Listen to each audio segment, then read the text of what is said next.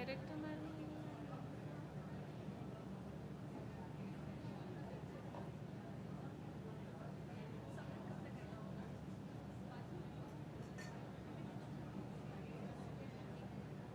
Minutes they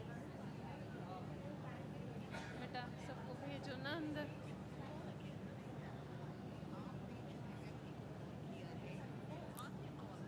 We welcome you all and request you to please be seated. Please take your seats.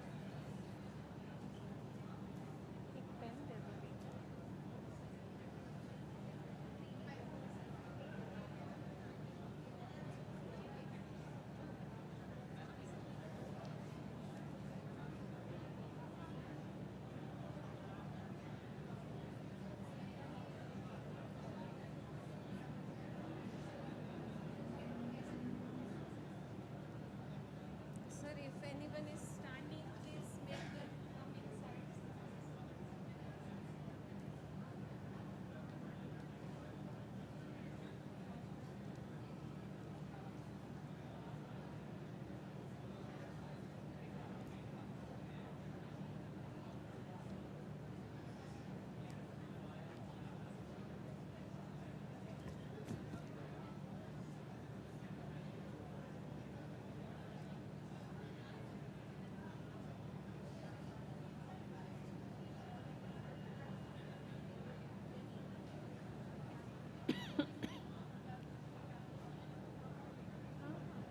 बिल्कुल यहाँ बैठ जाओ.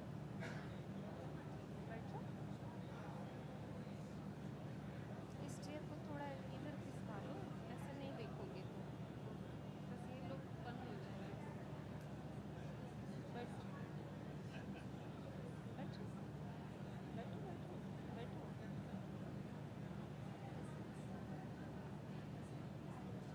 Direct हाँ उधर उधर बोल रहे हैं.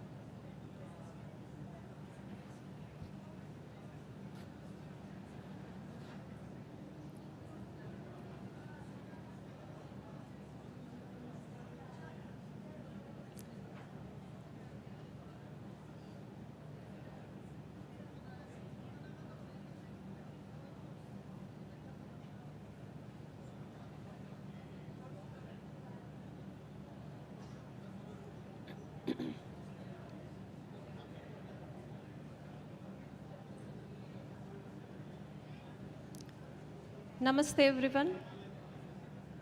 Please be seated. We request all to take their seats. Please take your seats so that the session can be started on time.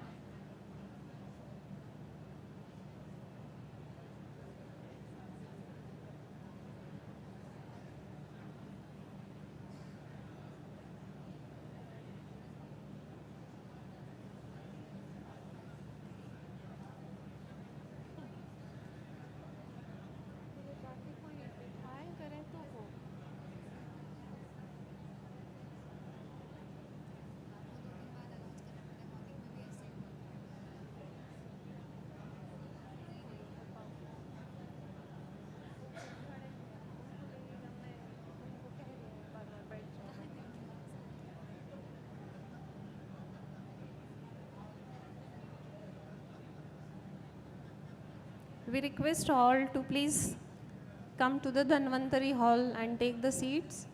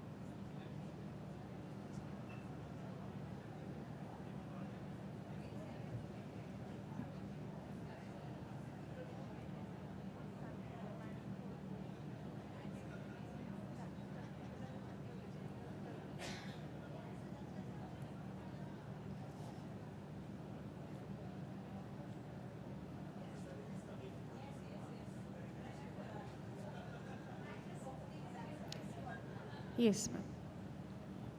Shri Dhanvantare Namaha. Shri Gurubhyo Namaha. Namaste all and good afternoon. Myself Dr. Meera Bhujani. I'm Additional Professor, Department of Kriya Shari AIIA, and I warmly welcome you all to the plenary session 2. And it is a great honor and privilege to welcome you all for this session with a very interesting and very engaging theme of the session is current advancement in research and innovation in Ayurveda, the way ahead.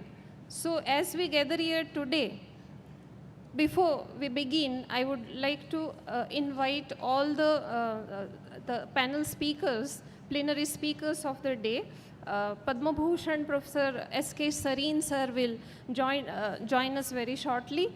I invite Lieutenant General Madhuri Kanitkar madam, PVSM, AVSM, VSM, and Honorable Vice Chancellor MUHS Nasik to please come on the dais, please. I request Professor Bhushan Patwardhan sir, National Research Professor Ayush, to please come on the dais. I also request Dr. Shyama Kuruvilla, Director WHO Global Traditional Medicine Center, to please join the dais. I request Dr. Christian Kessler from Berlin, Germany, to please come and join us on the dais. Honorable Secretary Padma Shri Vaidya Rajesh Kotecha ji, our director, beloved director, Professor Tanuja Nesri ma'am, all the dignitaries on the dais and off the dais, we welcome you all. And as we gather, we recognize that Ayurveda, one of the world's oldest system, holistic system of healing, has witnessed the test of time for our more than 5,000 years. And today's session is not just about looking back at the origin of Ayurveda or historical aspects, the golden history, but about moving ahead. It's about understanding how modern research methodologies and innovative technical approaches are transforming the way Ayurveda is practiced and pursued worldwide. We will discuss the stride being made as evidence-based Ayurveda, integrative health model, and the digital tools that are revolutionizing both Ayurveda education and practice. So thank you all, and let us then begin.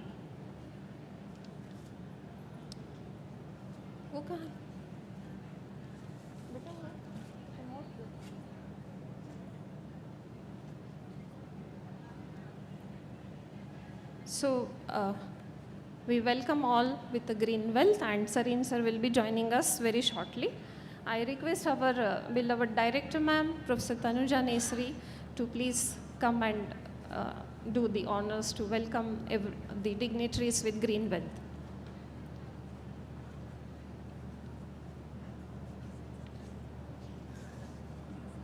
I request ma'am to welcome Dr. Madhuri Kanitkar madam to the session. Okay. So without wasting much time and in the best interest of time, I request ma'am to give the opening remarks and welcome all.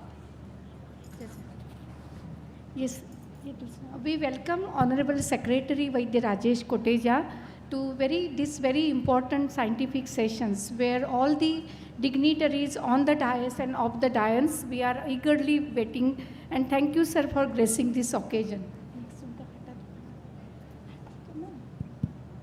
And this session we are really blessed to have Madam Madhuri Kanitkar ji, Dr. Bhushan Patwardhan, Shyama Kuruvilla ji, who are leading the GTMC, Global Traditional Medicine Center, which represents 193 countries, I think, across the globe. So it's a true global representation. And Dr. Christian Kessler from Charity Medical University, and we welcome you, and Dr. Sareen also will join, and we welcome all the esteemed dignitaries from all across the globe, vice chancellors, directors, speakers, scholars from Goa and from Delhi and from all across India. So we welcome you all, and let us cross your finger to have the knowledge feast. So thank you, and I request Bhushan Patwardhan sir to take the lead and having these to chair and coordinate the session. Thank you.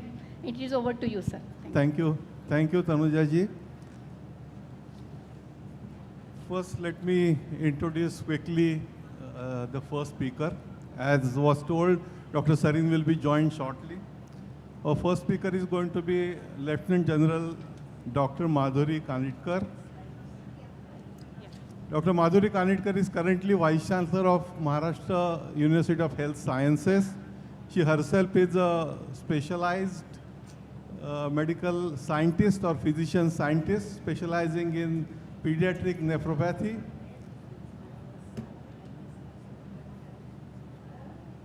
And her slides, please put up her slides. Yes. This is your slide? Yeah. Okay. So her slides are also on the screen now, and she is known for her work not only in medicine but also from the armed forces. And I have seen her in uniform when I was in Delhi, and I must tell you that the manner in which she has transformed the University of Health Sciences in something completely different, it will be a pleasure to listen to her experiments and experiences. Over to you, Dr. Madhuri.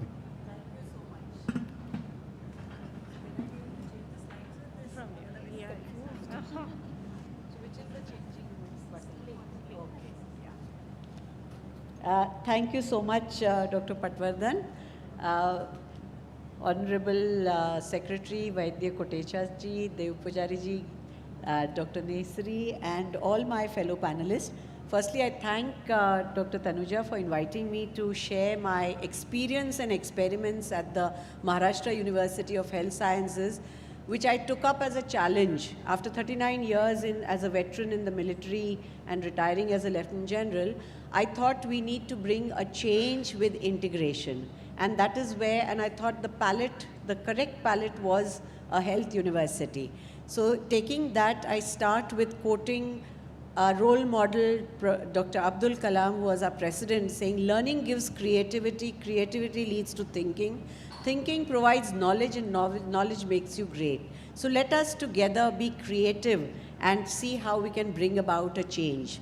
So my background would be on, since the theme is globalization, MUHS initiatives, education, research, and the way forward. So I think the factors which are contributing to the growth of Ayurveda, I would call them the facilitators and the hindrances. The facilitators are mainly twofold: decreased satisfaction of the population world over. Public health has become a burning issue.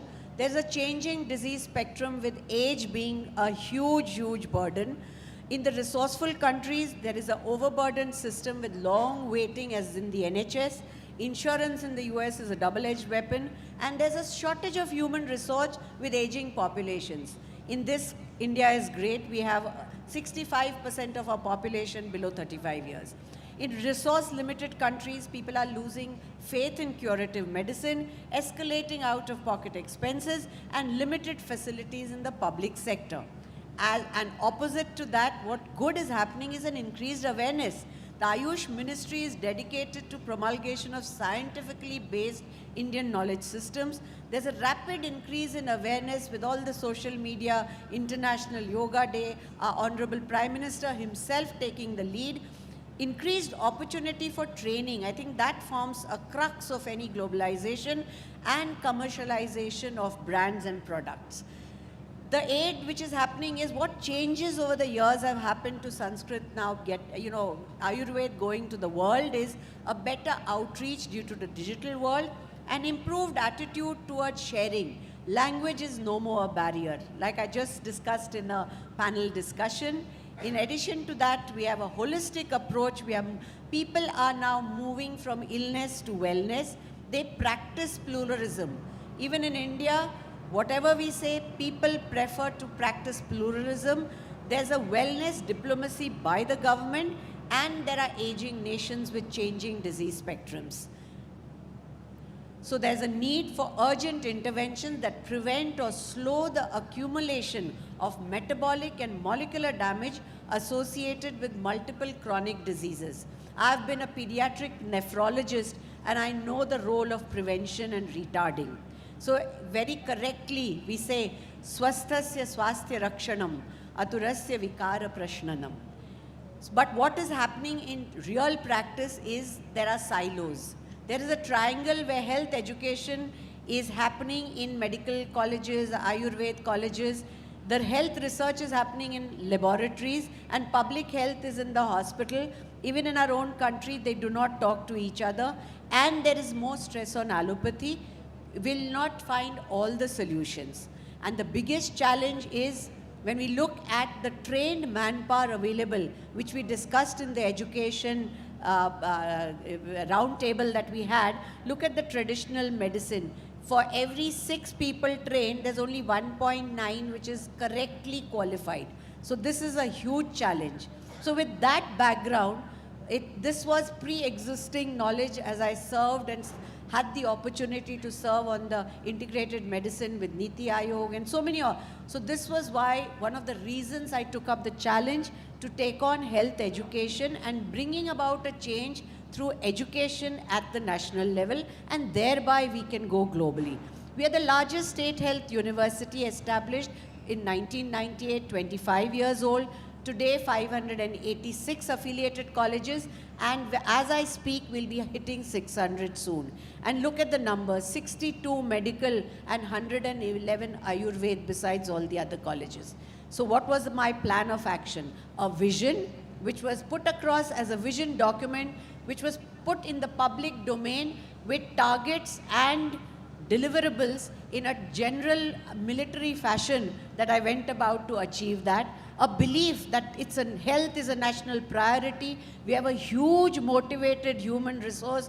We do have infrastructure being created over time, and the present has to be acting for the future, which would have centers of excellence with schools of integrative medicine. So this was the vision, belief, future plan. So what was the first step we took? And I'm sharing it more as an experience and I've been learning from you all. And so the first step that was that I think integration has to be at the faculty level before students can get integrated, before clinicians get integrated. So what did, by choice, we had a representation on our body where my pro-vice, I'm from the allopathy, my pro-vice chancellor is from Ayurveda. There's a department of Ayush. There's a director student welfare from homeopathy. I have medical technology with physiotherapy, and we have complete spectrum in all the things. So we are starting with integrating ourselves. And these are some of the initiatives underway. I mean, they sound very interesting. Trishti, Prakriti, Disha, Sangam. And I would, before I get into details, Sangam is a very new initiative wherein the Chief Secretary of the Maharashtra State, the Principal Secretary and other bureaucracy has come together, because Sangam stands for a synergy of academia, networking with government, allied health and medical professionals. And we are ready to host the 3rd conference now at MUHS this year. We've already done 2 where IIT Mumbai, so policy makers, educators, academia, research have all come together to try and solve problems. So besides that, we have the others, which I will walk you through in a little detail, because I feel this is an experiment and experience, and I'm sure you, from this August gathering, I'll learn a lot where I can take in further. So we started with supporting the NCISM with competency-based curriculum training workshops for faculty, and we run regular capacity building programs for all our teachers across pathies. The other thing, which 2 of my faculty who are here and have presented in the morning session, we've started online Ayush clinical meetings, which are really out of the box idea where a case is presented by someone from the Ayurveda. It's discussed in the traditional method of, a case presentation, the pathophysiology, and experts from all facilities, whether it's a neurologist or a pulmonologist, who comes in and gives strengths and limitations, and we have a take-home message. And I'm very happy to say we've completed more than 50 such clinics, and more than 20,000 students have joined in. My professor is there. So this is, I think, this can go global straight away. Anyone is welcome to join in. We've started a fellowship and a summer internship. So summer internship project is an SIP. India, we all know SIP as a structured investment plan. That is MUH's structured investment plan for the future. Undergrads from across pathies come and intermingle, and it's fantastic when I find allopaths coming to my Panchakarma unit. They are even coming to the India Institute here, where we have 80 institutes, and last year we sent more than 700 undergrads to learn and go beyond their systems. Because we feel we need to break barriers with the young, catch them young. We've also started fellowship courses. And the other interesting thing is a degree plus program. Again, a way forward for globalization. It's on our LMS, and I say degree plus because degree gives you information, but knowledge and wisdom comes later. So we said, learn what you want, and we've created these programs, short courses which are additional, and we've linked it up to the academic bank of credits, and each one is 2 credits. So people can do it at their time, and the Digital Health Foundation course is open across pathies, and recently our Honorable Minister for Health and Family Welfare, Shri Nadda ji, has launched it for with a NHA has taken a partnership with us, and it's been launched on the iGot. So this is how we wish to reach the unreached using digital technology. Drishti, so there are more of acronyms for you, nothing complicated. And look at this we were very honored and lucky that Vaidya Kotecha ji himself inaugurated this. This is a division of research in interdisciplinary science, healthcare and translational innovations. And this little it's a model we've created. The Pro VC and me sketched it out, and we drew it out to say that Indian systems of knowledge, 5,000 years old, form the roots over which came in the hands, which with the new integrated approach, which will heal the world, and that is our vision, Drishti. So this is a center, and I'm very happy to say that we've already started.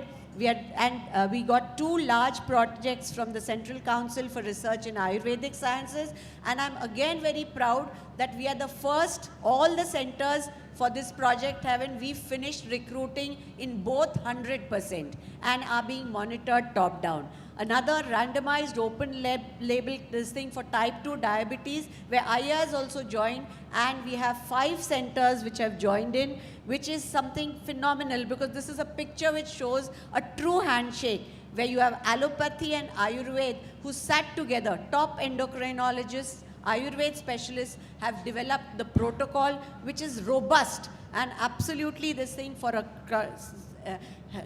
running a randomized control trial. And this is just an overview. We'd be happy to share it, but this is a study design which would, we are already publishing the protocol, because it's a true this thing where we took 22 clearances, and from it came out, we are now producing a document for clinical trials in integrated sciences, which the Maharashtra state government is ready to adopt. So this is where we came together, and I'm really grateful to the director, because even Aya has joined us for this project. Prakruti, another acronym, is Panchakarma Rejuvenation and Kayakalp Research Unit and Training Initiative. And this morning I got a brilliant idea. We are going to have the Nasik Kumbh. I'm going to go back and tell this thing that every temple town of Nasik should have a Panchakarma unit where there will be information and knowledge. Let's take the idea of Panchakarma to the science of it to the population, not just make it into a spa or a massage center. I think that is important, and we were very lucky where the minister from South Australia has expressed an interest for us to collaborate with her. Dr. Kiran Bedi visited and wanted to stay put for a week, because that's the kind of this, and we are running courses in that as well. Disha, another acronym for you, is because we are strongly committed to innovations. And Disha is the first incubator with a state health university, a division of innovative solutions for health association, where our motto is there are no problems, only solutions. Let's find the best one. And our first incubatee is a young couple who've come forward with a company called Art. So we're looking into it, and an entrepreneurship kit has been prepared using academia industry partnership for people to go on and take these things to the world. But we believe that Ayurveda is a way of life, and therefore Mission Life, which our Honorable Prime Minister launched, we practice it in letter and spirit. This is lifestyle for environment. The whole campus today is a green campus with more than 5,000 trees planted. There is an Arogya Manusha under construction with the Nakshatra and Rashi gardens. The trees are barcoded for Ayurveda information with drip irrigation, rainwater harvesting, plastic mukt campus. But more important, we take pride in maintaining it. We do Shramadan once a month and clean up the campus ourselves. VC down, everyone joins in. And that is how this has come alive. And therefore, we have developed a sensory garden, a Samvedna Path, and now schools and colleges, we are reaching out to the community to show what it means to live as a way of life. So the opportunities are tremendous, ladies and gentlemen. There's an enormous opportunity to reinvent the teaching of Ayurveda and to mainstream its potentials so that patients tomorrow take well-informed decisions. And our next experiment is integrating medical education, a course in family medicine at the postgraduate level, where the curriculum took 1.5 years to develop because we had both the pathies sit together, and we made it tailor-made, taking the 10 commonest conditions as per our NHF data. The skeleton is ready. We can make it for any country, and they will have an approach to that. There will be no mixopathy. Therapeutics will be of your own pathy. Registration will be your counsel, but you will just become a better doctor. And we hope that we can, with the help of the Ayush Ministry, think of integrating clinics in today, even the AIMS, they have a Ayush building and they have a medical building, but they don't really integrate. We've made an algorithm by which we can have them actually sit together and co-treat, and this is the pattern we've done. So what is the way forward? I feel Ministries of Health and Ayush jointly to establish not just centers of excellence of allopathy, but to have integrative healthcare centers in state health universities where both and all the pathies work together. And we have taken a step forward. Just 9th October, the Maharashtra state government has permitted the university to have the first state-led network of centers of excellence in allopathy, and that is going to be Chakra, another acronym for you. For the first time, a public health university is going to do it as a Section 8 company. I've got government permission, and Chakra stands for a consortia of health, applied knowledge and research with autonomy. So this is something where proposed network will have all colleges with thematic in every college, and I would love to have Ayush join in, and that is where we can bring in a school of integrative health at MUHS. We've just discussed, we already have a space. We can develop this in Pune, and this is a long-term vision where wellness will be on the pillars of an integrated approach, and a health university which already has a postgraduate institute, an Ayush department, can just step it up to have a school of integrated health. With that, I conclude. Thank you so much, ladies and gentlemen. Jai Hind.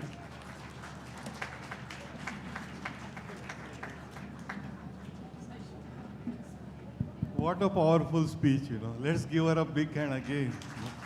Thank you. And she believes in doing, you know, not just talking.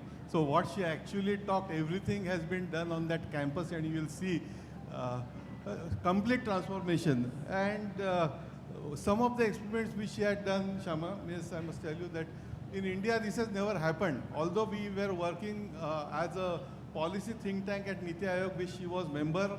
Dr. Dev Pujari was also here. Dr. Sareen will come, he was also there. Dr. Kotecha was there. And all of us were talking about really how can we bring integration and how can we bring focus on family medicine. She is the first one actually to bring interdisciplinary family medicine program for country of India.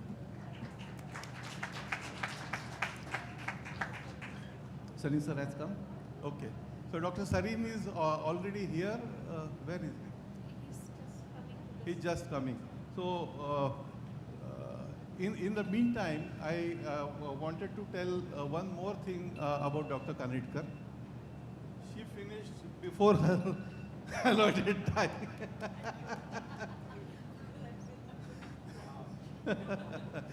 Okay.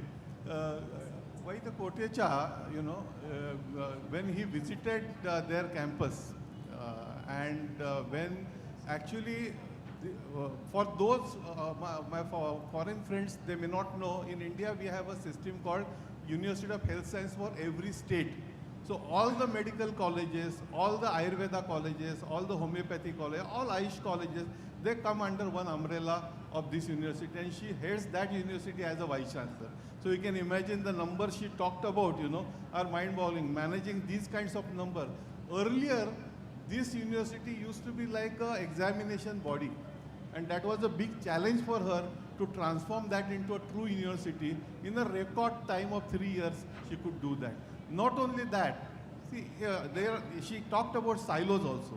These silos are so important to get dissolved, and that process she started doing by this kind of fellowship. So congratulations. We have Dr. Sarin with us. Dr. Sarin, please. Dr. Sarin, all of you know Padma Vibhushan and one of the most eminent hepatologists of our country. Please. Welcome, sir. Yes. He established and leading Institute of Liver and Biliary Sciences. He recently also chaired a committee to talk about the safety of ashwagandha, and under his leadership, lot of innovative projects are happening in Ayush. In his own institute, he is looking very close look at scientific basis of Ayurvedic interventions using microbiome. I can go on and on. His latest book about what doctors do, you know, has been a bestseller, and he is really one who doesn't believe in silos, and so both of them sitting together who started this dissolution of silos. I'm very happy that after Dr. Madhuri Dixit, we are having Dr. Sarin.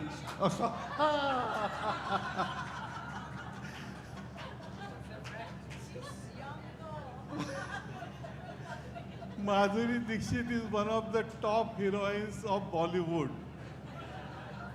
And what Dr. Madhuri Kanetkar is much more than her for our medical fraternity.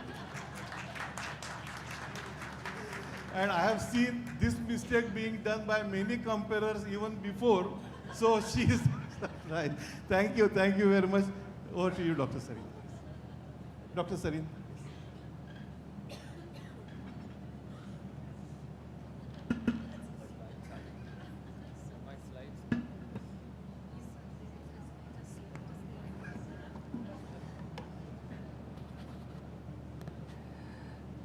Good afternoon.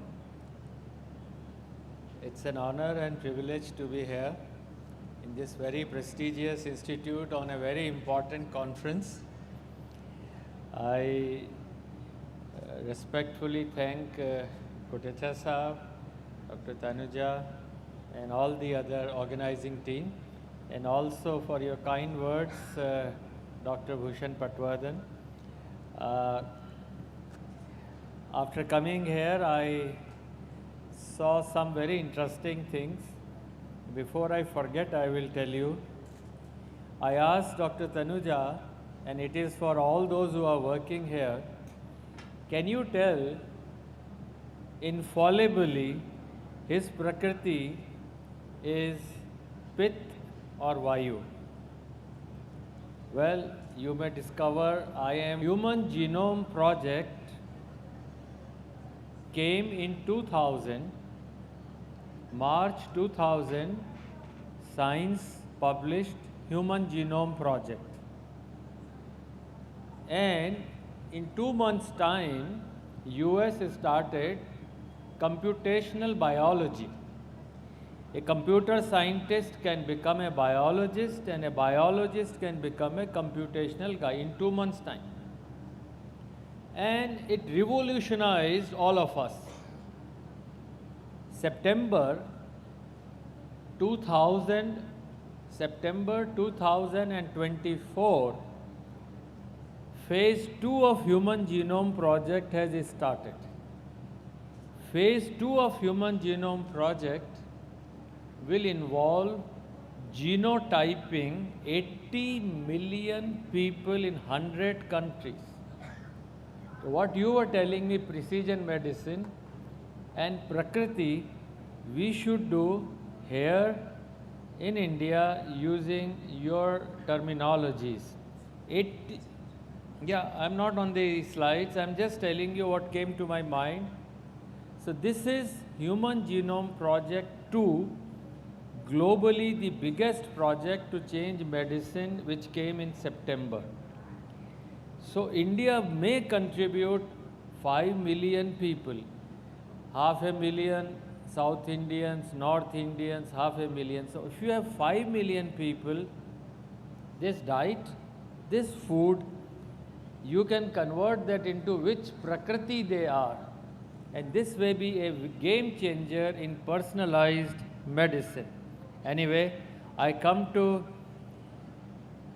some thoughts on advancing research and innovations, and we have the WHO Center here. I bring greetings from the Institute for Liver and Biliary Sciences.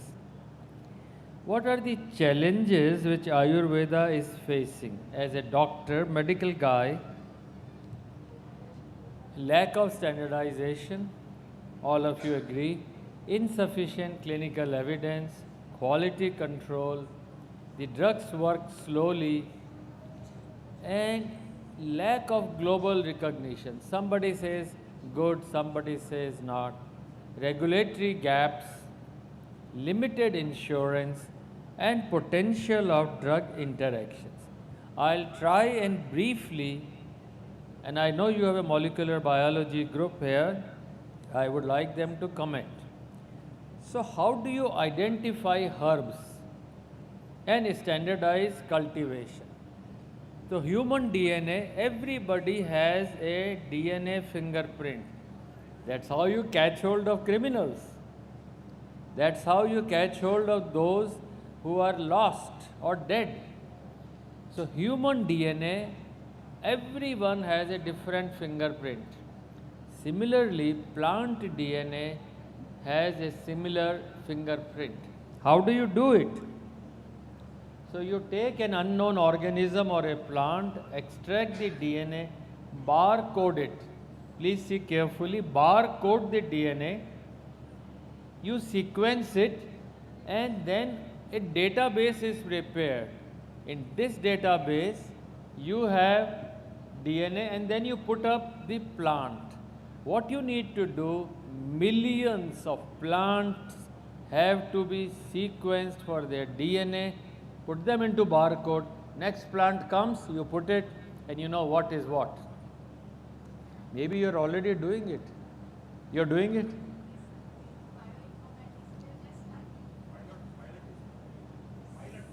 Pilot.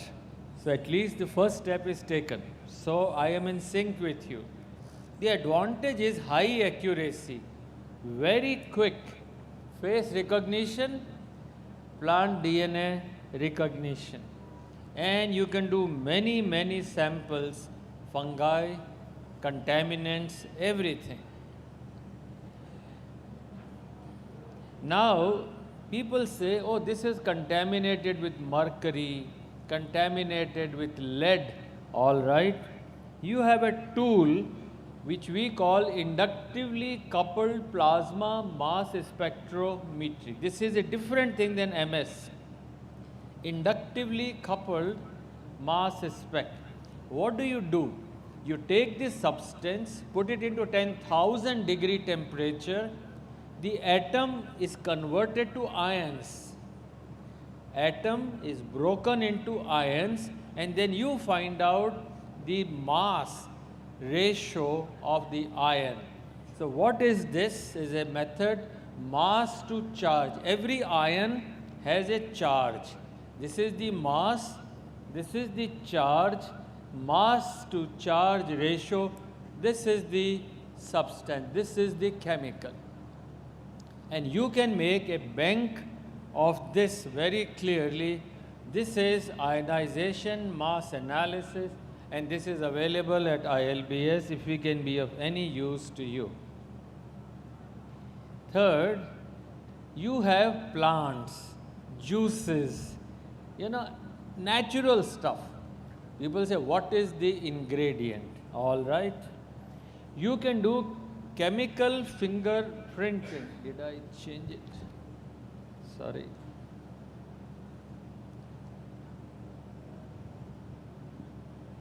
Yeah, you can do a chemical fingerprinting, and each chemical in the plant can be fingerprinted. Like I showed you the plant DNA, chemical fingerprinting.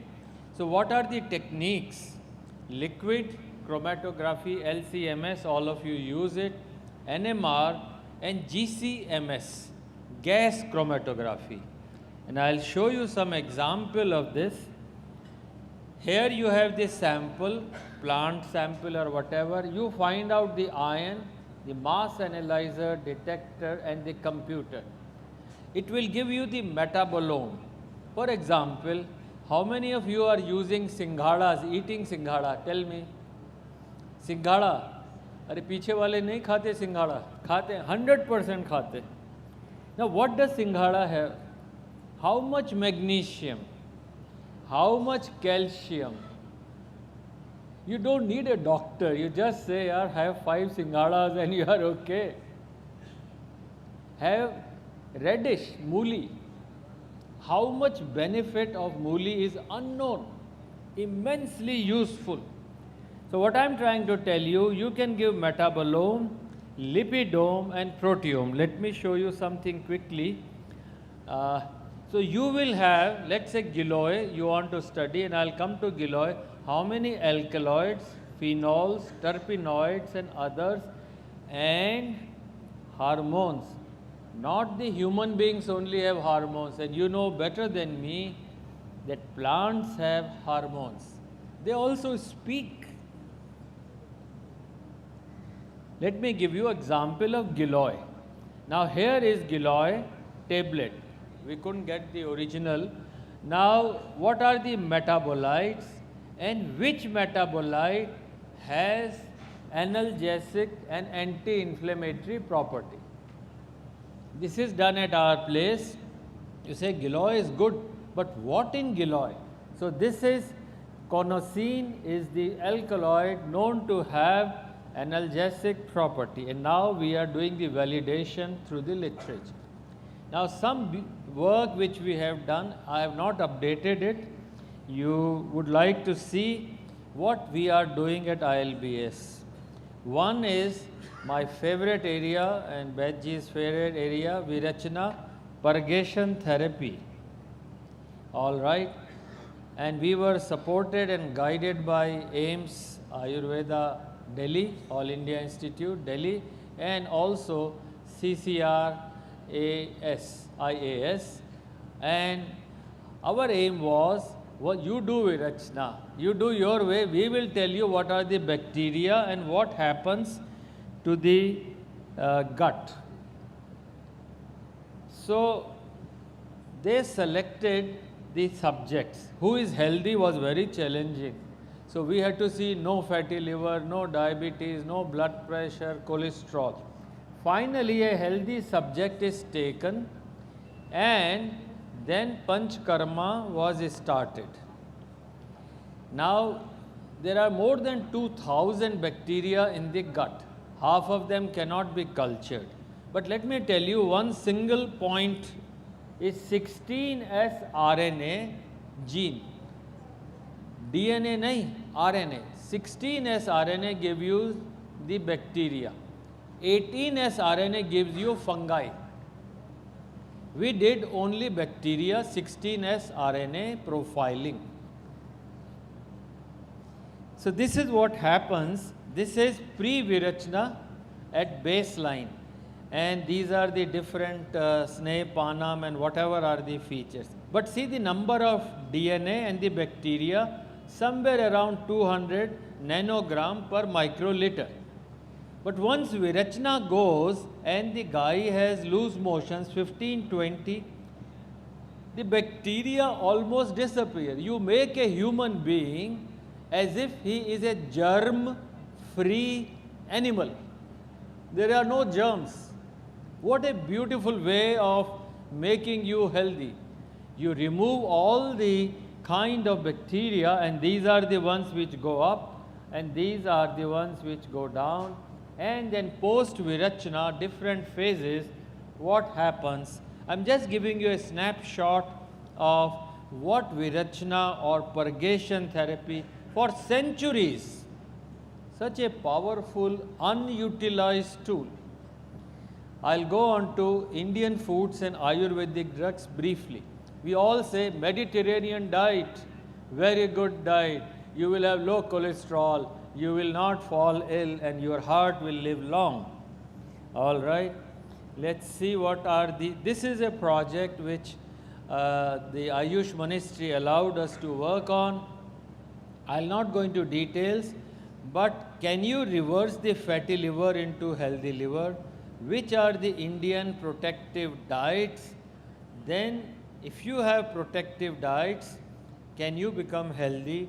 What are the different toxicity evaluation models like liver on chip, and then the training program.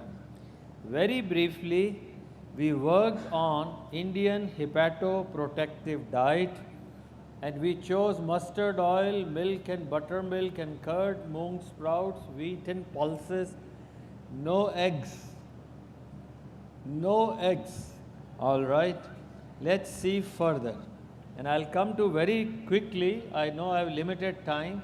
So we looked at carrot, buttermilk, ginger, amla, turmeric. I'll not be able to show you all. I'll show you just the carrot. And this paper is under review in one of the best journals in the world. They may reject it, but at least it has gone for review. How we did it? So we took the carrot concentrate, put them onto the liver cell. Hepatocyte is the liver cell, co-cultured them. And after 5 minutes, the carrot ingredients were included into the liver cell. They entered the liver cell. Let's go further. What do they do? In lipopolysaccharide, that is bacteria-induced cell death, is this much. LPS, and this is IL-1 beta, TNF, IL-4. These are markers.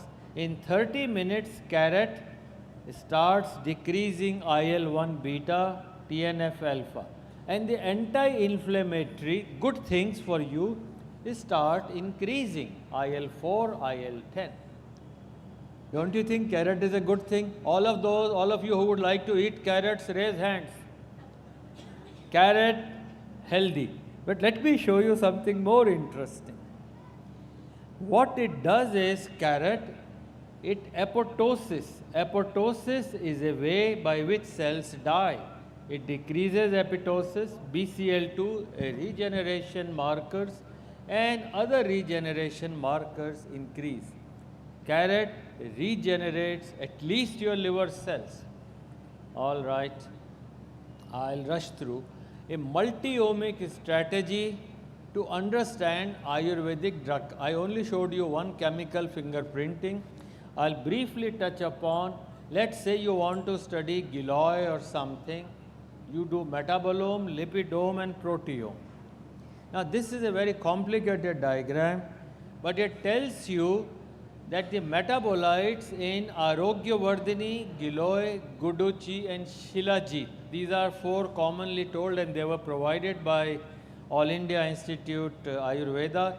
So we could study alkaloids, we could study the types of phenols, cytokines, ethylene. And this is a complete chart which has never been published, and we will hopefully with your support publish it soon. Now we said This is not enough. Let's take the organoid. Now, organoid is not an organ. These are the totipotent cells converted into like an organoid. Means it's not liver, but liver-like tissue. So we use this in the liver-like tissue on day 1, day 7, day 14, and it shows you how beautifully carrot works. I'll briefly summarize some of the findings that primary hepatocytes, original primary hepatocytes and animal models are available. Any of you who want to try, we can do the toxicity testing on cell lines, organoid models, liver on chip. We have now a hepatoprotective diet, hopefully soon. Carrot is good, and gut bacterial diversity is reduced with egg protein. What does it mean? If you take eggs, you have fewer types of bacteria, not good for you. Different types of bacteria, if you have, you do not fall sick, and vegetable proteins make this better. Now, advancing research and innovations, training and symbiosis. So very recently, last week, maybe this week, 15th of October, we had a workshop on extracellular vesicles. How many of you are working on EVs in this place? Extracellular vesicle. All right, let me tell you, normally you do a blood test, but from where has your, let's say, creatinine come? From where has your cholesterol come? Which cell has died? Extracellular vesicle comes out from every cell. The cell blebs out.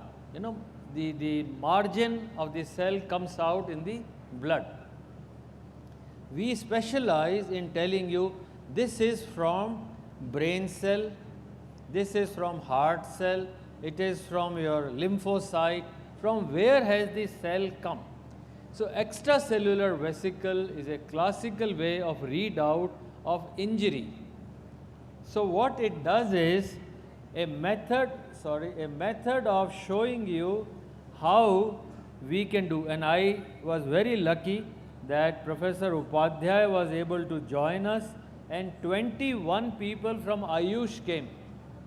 I was so happy that we can transfer this technology to the Ayush people to read EVs. EV is the best method for diagnosis for future and treatment. It does not involve any risks. What it shows you is something very interesting. You use turmeric, ginger, amla, buttermilk, carrot, and you can give exosomes, and exosomes can be tracked. And where is the material going into which cell? This is live imaging. What is beautiful is now we give the exosome to a patient who has high ammonia and liver failure. And here is the Docus carota. This is the species, and now we have started giving, and last patient we gave, his ammonia was 198 and it came to 146 in the next day. Just to tell you, we are moving with your, and these carrots are provided, the black carrots by you. I have a model, Kotecha Sahab, how we should solve the national problem of fatty liver. 5,000 patients on Ayurvedic therapy for fatty liver and diabetes. Now those who respond to your treatment or those who do not respond. You have given the drugs, they have not responded. Finally use machine learning and develop your drugs will work in which patient or not. We need a success plan, and the success plan is allopathy and Ayurveda and Ayush need to work together, learn from each other, much more ignorance on our part than your part. So join hands for India to lead in innovation and research for healthcare. Thank you for your kind invitation.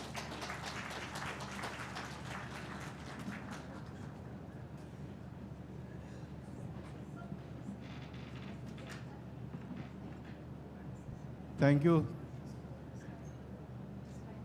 You will agree that what Dr. Sareen showed us was not only eye-opener but spellbounding. Means the work which you have done in such a short period of time at your institute is absolutely remarkable, and the kind of leadership you are giving, because this is most important, Dr. Sareen. And by the way, he is a doctor who is telling you that own your body. No doctor will, very few doctors will tell you this, doctor. No? He is telling you own your, his new book has become a bestseller, which titles as Own Your Body. He is telling that we should take care of own body, and when we fail, then come to your doctors, So thank you. But Rajesh ji, the kind of models and data which he showed, and I must congratulate Dr. Tanuja also for collaborating with him, and Dr. Sareen, you for showing that kind of a vision to come to Ayurveda. And he said rightly, when both of them will come together and learn from each other, that's the way forward. So thank you very much, and all the best to you. I'm sure this kind of an example in front of these young minds, will open many more doors and will be excellent for what we call it as for universal well-being, Dr. Sharma, what we talk about at the WHO Summit. Dr. Sareen has to go because of his other engagements, and we will felicitate him. Over to you, Dr. Thank you so much, sir. And we are blessed that Padma Bhushan, Dr. S.K. Sareen sir is with us, and Madhuri ma'am is with us. And it's now the time to honor the legends. And it's not honoring, rather we are just recognizing and honoring you is our own honor, sir. I request the Honorable Secretary Vaidya Rajesh Kotecha ji and our beloved Director ma'am, Professor Tanuja Manoj Nesri ma'am, to please come on the stage and do the honors. And I request Rajagopal sir to please come and read the oration of Sareen sir. Please give big hand to all the dignitaries and legendary personalities, and in honor of Dr. Sareen, Dr. Kanetkar, Shama Kuruvilla, and Christian and Bhushan Patwardhan, please give big hand. Thank you. This is oration what we are giving to Professor S.K. Sareen. Sir, you had your medical graduation and specialization in general medicine and therapeutics from Rajasthan University, and then you had DM gastroenterology from All India Institute of Medical Sciences, started your career as a academic from All India Institute of Medical Sciences, later to GB Pant Hospital and Maulana Azad Medical College.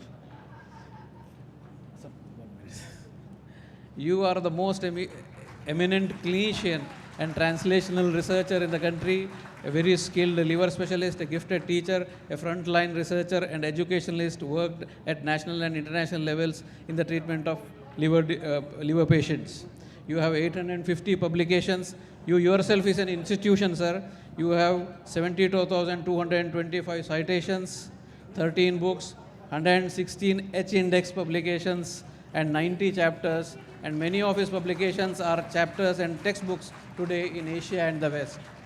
You are recipient of Padma Bhushan by Government of India, Shanti Swarup Bhatnagar Award, World Academy of Medical Sciences International Prize, EASL International Recognition Award, and so on. There are a lot many. There were 106 pages of biodata which I received to making this. Your contribution to Ayurveda, especially in research, is prodigious. You were guiding force during the COVID pandemic, Ashwagandha Technical Dossier Committee, various research activities of Ayurveda, one of which he has already highlighted here. Sir, on this day of 8th Foundation Day of our institution, we are very much lucky to honor you. May Lord Dhanvantari shower his choicest blessings on you with good health and peaceful in contented life ahead. Your noble thoughts and humble service to the humanity continue for many more years to come. May your dedication to service to be an inspiration to all of us, especially to All India Institute of Ayurveda. Thank you very much, sir. Director, faculty, and scholars.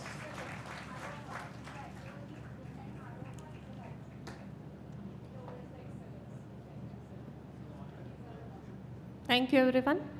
Thank you, sir, for your valuable time and accepting our invitation and our felicitation. Our next felicitation is for Lieutenant General Professor Madhuri Kanetkar ma'am. She is Param Vishishta Seva Medal, Ati Vishishta Seva Medal, and Vishishta Seva Medal, and at present Vice Chancellor, Maharashtra University of Health Science. Respected Madam, we are humbled and privileged to present you the felicitation. Your good self assumed the prestigious appointment of Honorable Vice Chancellor of MUHS, Nashik, on 1st November 2021 after illustrious 39 years of service in the Army Medical Corps. And you have been awarded with the President's Gold Medal for the best outgoing student of the graduate wing in the academics and extracurricular activities, and also the Kalinga Trophy for the excellence in academics, more than 25 years of teaching experience, and awarded best teacher of Maharashtra University of Health Sciences.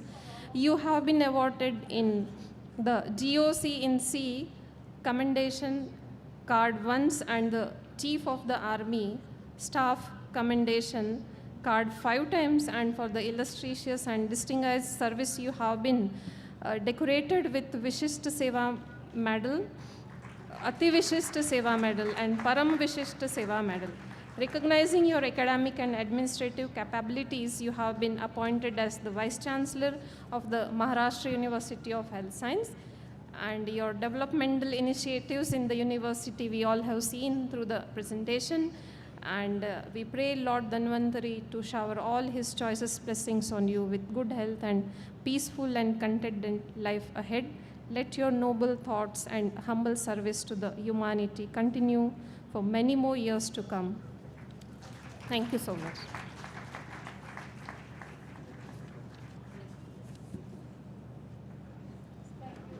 Thank you so much. Thank you, everyone, all the dignitaries.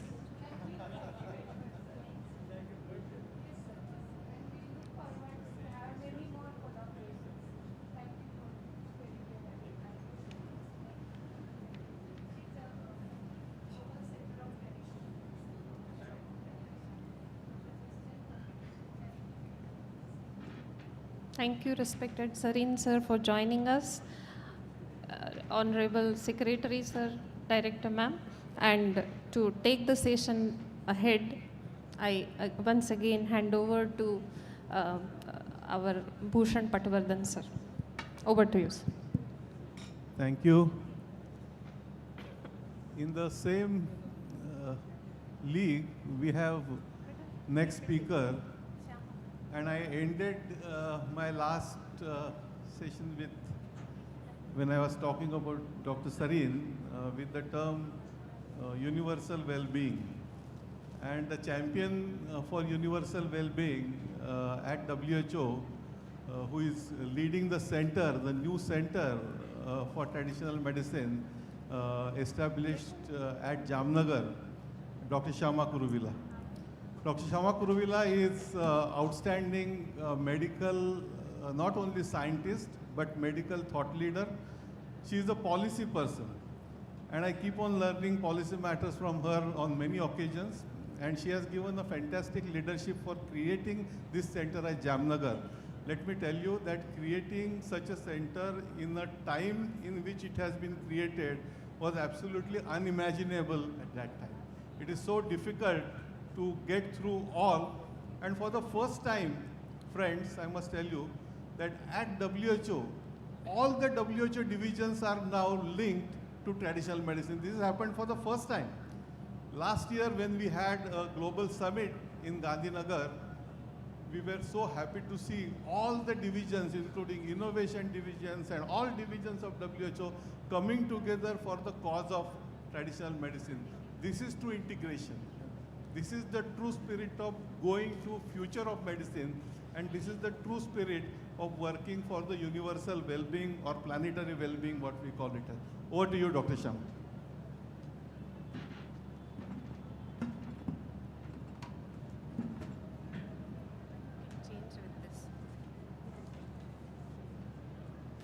Namaskar. Greetings to all the respected colleagues, to the students some of whom I've met before, of course the respected honorable panelists, and Bhushanji, as always, I've learned so much from you on this journey, and I'm so glad from the beginning that we were able to do this together. So you've heard some world-class, cutting-edge research, and what I am going to present today is not that. Because at WHO, the role is really to support, to learn from the research, and really bring this together with global knowledge exchange and learning. And that's why some of the way forward as well. So a little bit of a global picture. I think when you're thinking about research in traditional medicine, a first step is to really remember that traditional medicine drove some of the biggest scientific breakthroughs, the biggest public health breakthroughs, and we need to own that. So for example, may I ask some of the students, do you know the history of the world's biggest global health success, which was the eradication of smallpox? How many of you have learned the history of that? Not so many? Small story. Okay. So there was an English diplomat and his wife, Lady Montagu, who went to Turkey. And they saw there that the skin of the people was very clear, whereas in England there were these pockmarks from smallpox. And they said, how is this possible? And they found that they were using these inoculations. They take, some from somebody who's infected with a shell, and then they inoculate someone. And she said, please do that to my children so that they can be spared. And she went back to England and said, there's this amazing treatment, and it was in different parts of Asia, also Turkey and others. And then the medical association then was, oh my goodness, this is all unsophisticated things. But they said, okay, if we can use it with leeches and isolation, we will do it. But it became quite a complex and burdensome process. And Edward Jenner was one of the people who got treated this way. And he said, okay, there must be a better way to do this. And, then led to the vaccine. But these stories are there throughout the world that, the knowledge from traditional medicine has driven some of these great breakthroughs, aspirin and others. And I was struck very much by our honorable panelists here. And this week I was just thinking about, at all levels, in being in Gujarat, the site of the Indus Valley civilization, the first water and sanitation and hygiene infrastructure. On urban planning, we've got the Charaka Summit. You've got now connecting through to genomics. And I very much like the example of the Mediterranean diet, because even in Gujarat, you're not going to get, say, fish in it's a vegetarian largely state. And so this context-specific diet, this going even further, looking at genomics and Prakriti-based diets for each individual, moving to personalized holistic medicine, these are the trends of the future. And this is where traditional medicine, rather than replicating steps that biomedical science has gone through, can leapfrog, can show the way. And I really hope that leadership can come through. Now, Professor Patwardhan, you'll recognize this one. Everything is not very easy. And part of it, when we were doing a policy study, is about colonization, where parts of Africa, the natural resources, for example, are being used, but then the policy says, call it as witchcraft, and that's actually documented, and it's not sophisticated or scientific. And at the summit last year, Elon Musk actually tweeted, saying, really, WHO is propagating homeopathy? And Professor Patwardhan immediately replied, saying, sorry, this is, you have to have more responsibility as the boss in terms of saying this. WHO is not promoting this. What WHO is doing, however, is to say that absence of evidence is not evidence of absence. It may be that we don't have the right methods yet. Now, randomized controlled trials, maybe in the past century, definitely 50 years, have been developed primarily for pharmaceutical research and very valuable. But what about moving beyond single active ingredients to holistic personalized approaches? We need different, robust scientific methods. So while we need to have the same robust standard of science for all traditional medicine research, science itself needs to evolve in a robust way. So this is where that knowledge exchange needs to come through. And so based on the Gujarat Declaration at the summit, WHO listened to all the recommendations. And you can see here that the vision, as Professor Patwardhan said, is to catalyze ancient wisdom, modern science for the health and well-being of people and the planet. And the areas of work, if you see the Gujarat Declaration that came out of the Global Summit, WHO's Global Center has been structured around those recommendations. So we have, of course, the leadership and collaboration globally. We've got research and evidence, the models of integration into health systems with primary health care and universal health coverage, an important area of indigenous knowledges and biodiversity, as we heard also in terms of mapping of biodiversity. We've got a digital health applications unit, and we're also looking at the use of artificial intelligence in traditional medicine. And then every 2 years, we will have the WHO Global Summit. And so the next one will be in 2025, and also again in India. So watch this space. I'd like to show you some of the highlights of flagship areas of work. Some of you may know and participated in consultations that WHO's current global traditional medicine strategy is coming to a close, and there will be the next 10-year strategy. So all governments at the World Health Assembly in 2025 will adopt a new WHO global strategy. So please participate in those processes. You may remember that at the BRICS summit, Honorable Prime Minister Modi, President Lula of Brazil, President Ramaphosa of South Africa, they asked, let's have a global traditional medicine library. And so this is something that WHO is supporting all countries on, but we're doing it carefully because of the worries about intellectual property, for example. And some of you may know this new treaty at the World Intellectual Property Organization that says now any new patents have to note the genetic source of the resources being used, natural resources, as well as prior use in traditional medicine. So this is going to be a game changer, and India's TKDL, Traditional Knowledge Digital Library, is a leader in this area on how to do this kind of exchange. There is a global consultation now on research priorities, including research methods and cutting-edge research. So every region of the world is doing this consultation, and there's been one specifically for India and also for the South Asia region. We also are going to look at knowledge exchange, and an interesting one, especially for All India Institute of Ayurveda, is to identify centers of clinical excellence that are already providing integrative care, and then using WHO standard data codes. For example, the ICD, International Classification of Diseases, and looking at if we can code diagnoses, treatments, and have standardized data to learn about safety, efficacy, and also patient satisfaction.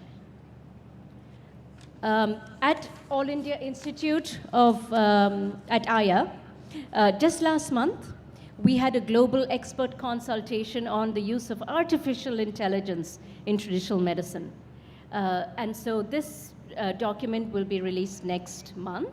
And it's already, a lot of people say, oh, we thought traditional medicine is only about kind of older things. And we said, no, you know, and it's actually leading on looking at AI applications, genomics and others.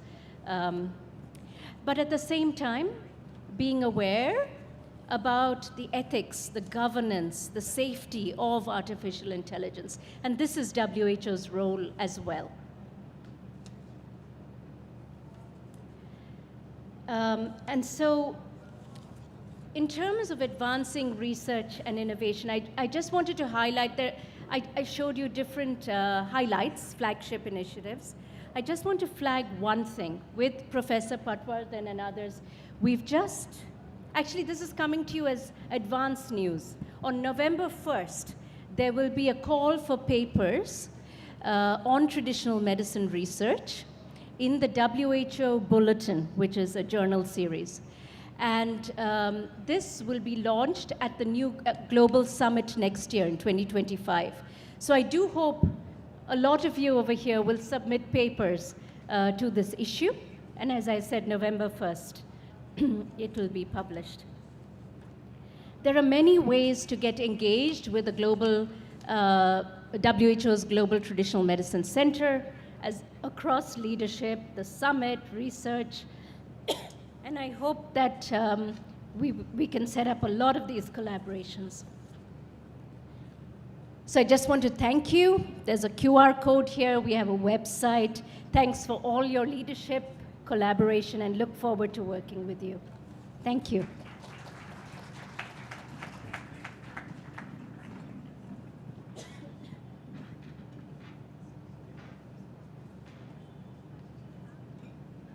Thank you, Dr. Sharma, for that brilliant presentation, giving overview of what the center is involved in. And in such a short time, you can see outcome already started coming in, you know. Means the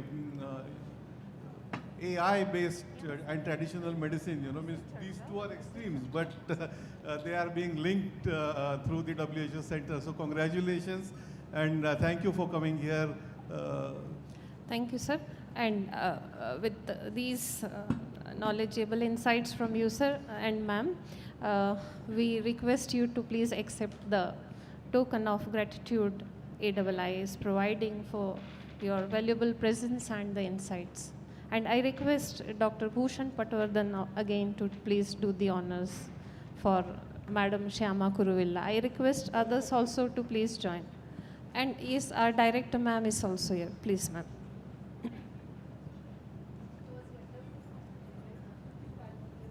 Please give a big hand.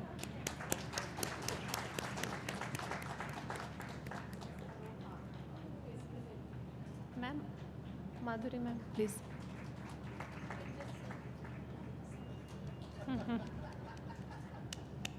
Please give a big hand.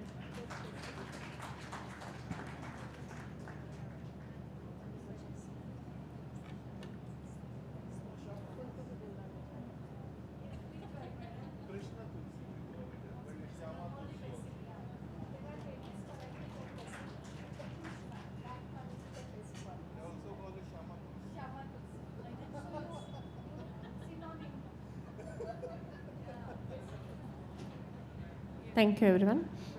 So, taking the session ahead, I once again request Bhushan Patwardhan sir to take the charge. In the same fascinating series, we have next speaker, good friend, Dr. Christian Kessler. Christian, I don't know if you have seen some of his papers, and in the morning we saw one recently published, you know, by his group. We showed that 70% of German population are using some way or other traditional integrative medicine. He is one of the best champions for integrative medicine approach, working as a professor in one of the leading universities, largest medical hospital in Germany, and also very well known for his scholarship in the field of medicine and integrative approach. Over to you, Dr. Krishnan, please.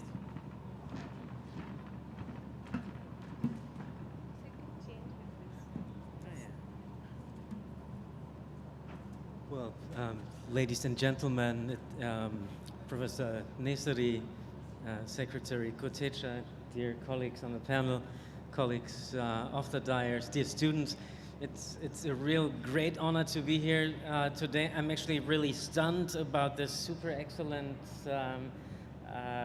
quality of the talks, and I hope I can keep up the level. Yeah. But I learned so much, so thank you very much also for this inspiration today. Yeah. Yes. This is how it looked like in Berlin last weekend. So greetings from Berlin. Yeah. It's very beautiful fall atmosphere at the moment. And these are my conflicts of interest to declare. So starting points. Let me tell you what I've put here in parentheses. It's very important. Starting points looking from within the European Union. Probably not so from within India or South Asia. So many Germans and or Europeans use Ayurveda in some way. In the EU, Ayurveda is not well regulated yet. We have to keep on working in order to get that done. Empirical, preclinical, and exploratory clinical evidence for Ayurveda and many other unconventional therapeutic methods is good and diverse, while confirmatory Class 1A, Class 1B evidence is still poor and ambivalent. And that also accounts for Ayurveda. At least in Europe, and it's the same story in the US and many other countries, the medium-sized industry just doesn't have sufficient resource for research on most TCIM methods, particularly not in the field of botanical medicine and phytotherapy. And that's a big problem. While big pharma usually is more interested in impeding clinical research in this whole field. So that's a real catch-22. It's a massive dilemma. And then on top of all this, because they just don't know anything about the whole thing, research societies, ministries, and commissions generally have no idea of what we're talking about. And if you have no idea about something, then you obviously also have a lack of interest in that topic yet. So that's also up to us to change this story. So what's the global frame? I'm not going to go into this because Dr. Shyama has so beautifully elaborated on this already. But this is the frame. I mean, and this is a major milestone. I like to put it a little more relative because what the WHO communicates is of utmost importance, yet on a national level, the storylines tend to be quite different than what the WHO would like to see. And I would really like to see more synchronization between what is being agreed upon on WHO levels and what is actually happening on national levels.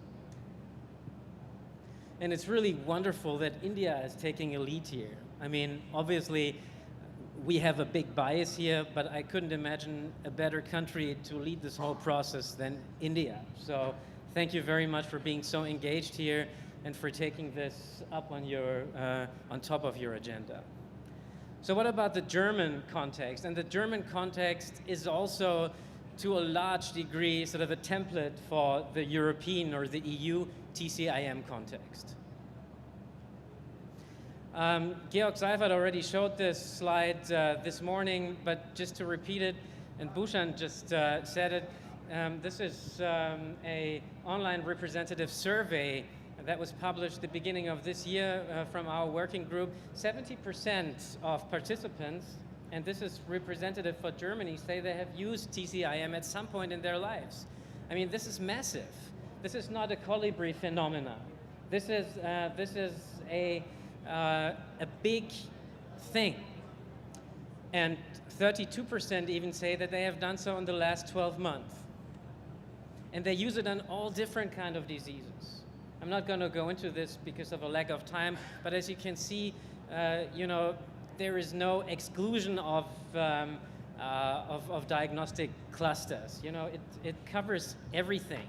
And this is also why I really liked your approach of addressing family medicine much more emphatically, because I think this is really one of the big strategies we should strengthen and we should look into.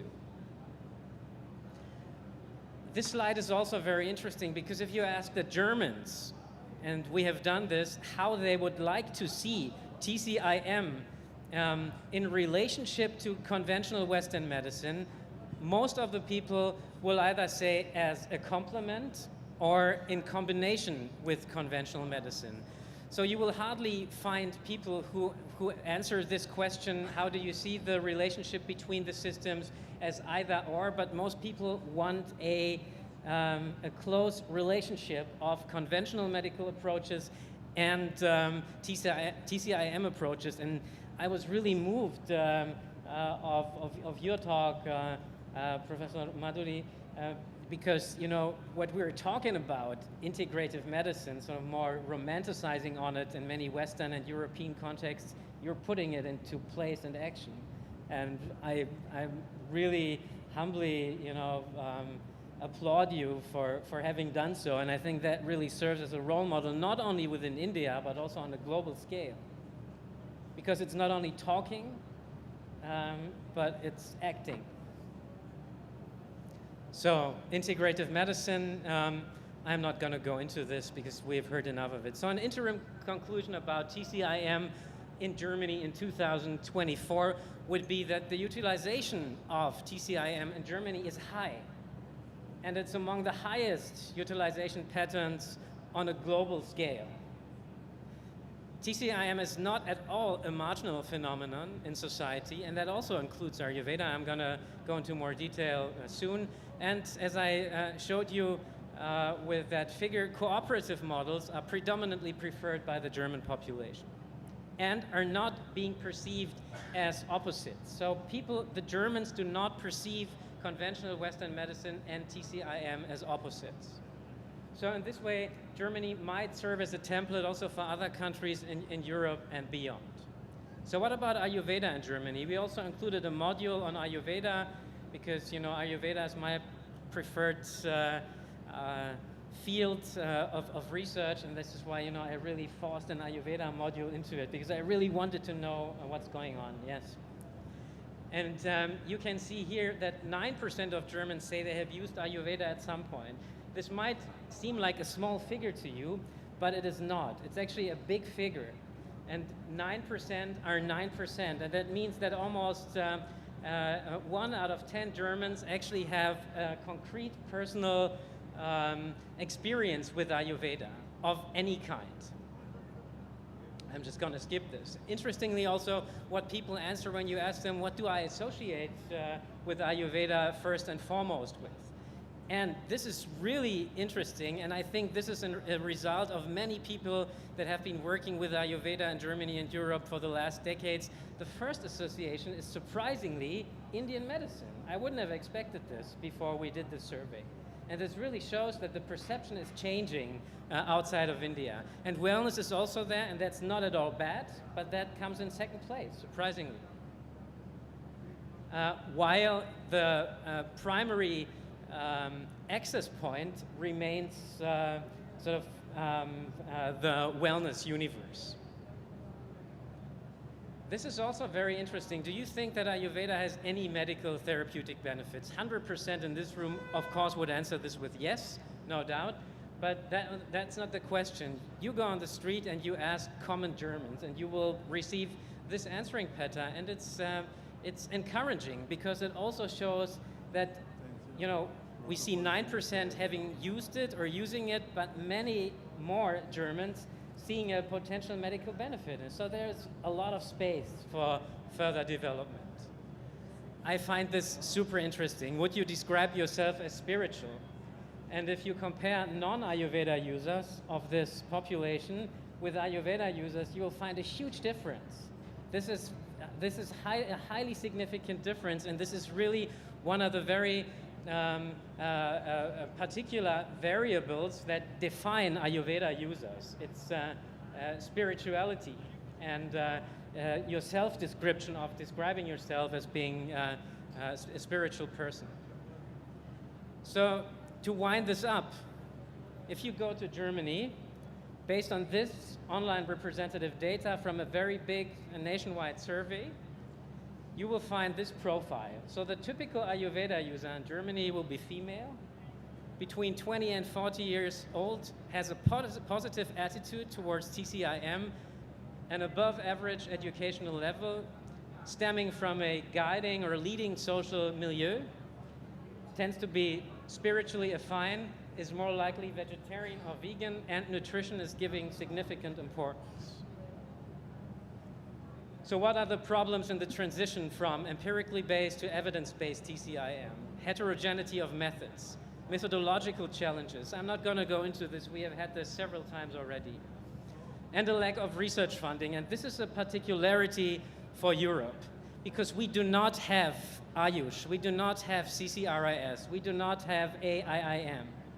We only have ministries and funding agencies who have a lack of interest in funding research projects. And this is why we need India's help and support intellectually, strategically, logistically, and also as a potential funder for projects within the EU to get Ayurveda on track in the research community. This has all been talked about. I'm not going to go into it, but I'm going to conclude with this. Medical Ayurveda, what will help outside of India? Rigorous clinical research, particularly well done 1A, 1B class evidence, excellence in training, creating effective and strong interdisciplinary networks, take care of quality, get active in writing guidelines, make use of digital solutions and AI tools, align with the WHO goals, not only for sustainability, but also for TCIM. Get it to the patients, treat patients, and particularly, and this has been very much neglected, we need to get into the regulatory framework. We need to get into contact with the medical boards and the politicians, not only on national level, but also on subnational level, on federal level, on regional level. And this is the last slide. If you ask those 4,065 patients, in your opinion, should there be more research on TCIM?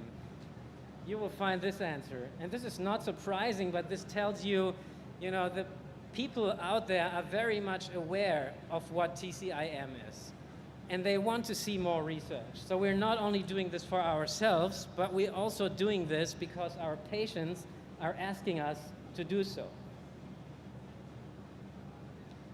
And after all, let's contribute to planetary health. And I think our systems of medicine, our approach is a blueprint for a green medicine that not only helps us to be healthier humans, but it also helps us to contribute to planetary health.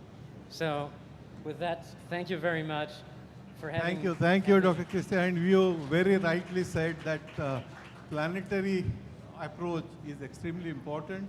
And it was so nice to see your survey. For the first time, such a detailed, systematic responses from German citizens have come, and which shows that which are going to have similar trends probably you will be able to get in Europe, different parts of Europe also. So people want it, people want it, and so it will happen. And that's why I will end. Now there is no time, so I'm not going to give my piece of mind. I've talked enough. But I'll end by saying, which I talked in the Gandhinagar summit, that conventional medicine, when it will walk with traditional medicine, it will be future modern medicine. Thank you very much again, Christian. Thank you. Yeah. Thank you so much, sir. That was very, very wonderful and insightful, thoughtful for planetary health. Sarve Santu Niramaya. So with this, I request Bhushan Patwardhan sir to please felicitate our speaker, Dr. Kessler. I request all to join, please.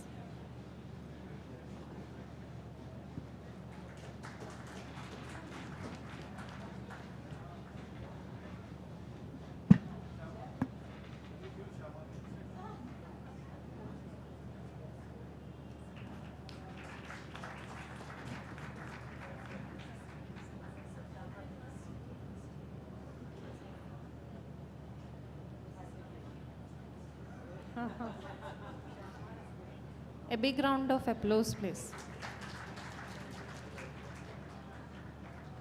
Thank you all.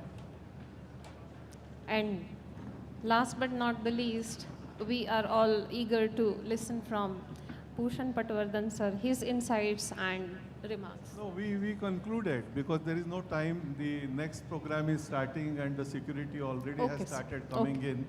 So I told you that I have talked enough. So thank you all the panelists, you know. Thank you, sir. Thank you. So I request Jonah sir to please come on the dais. Sir is HOD Kai Chikitsa department to please do the honors and felicitate Bhushan Patwardhan sir. Sir had done a lead role in today's session, conducted it very well. So we are very thankful, sir, grateful. Later.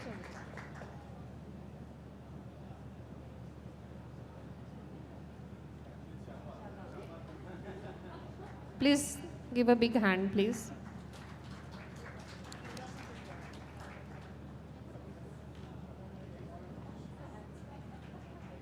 A big hand, please.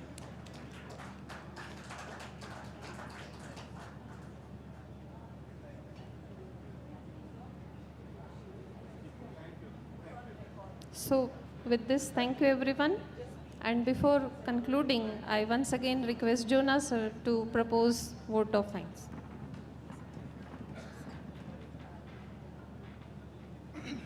Thank you, Dr. Meera ma'am.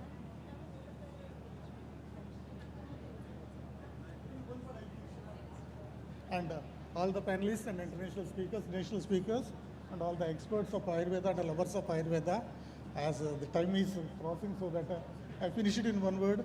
Thank you, everyone. Thank you very much. All the delegates from different places you reached over here. Hope that this session is much more fruitful. Thank you, one and all.